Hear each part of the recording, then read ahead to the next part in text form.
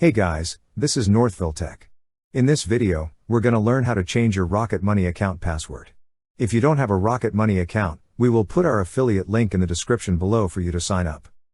But if you already have an account, just open the website, then click Login. Now, sign in with your email address and password. Once you're signed in, you will see a gear icon at the upper left side of the screen. Click on the gear icon. Then a drop-down list will appear. Click on the option that says Profile. On the pop-up window, you will see a section for Change Password. Click on Change Password.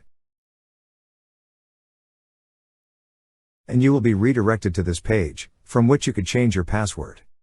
Now on the first field, enter your current password. On the second field, enter the new password you wish to use. Then retype new password on the last field. Lastly, click on Change My Password. That's how you change your Rocket Money account password.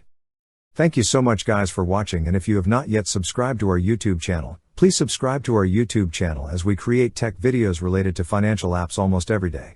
Also, check out our website northvilletech.com for great tech articles, and our recommended resources in the description below for various sign-up bonuses.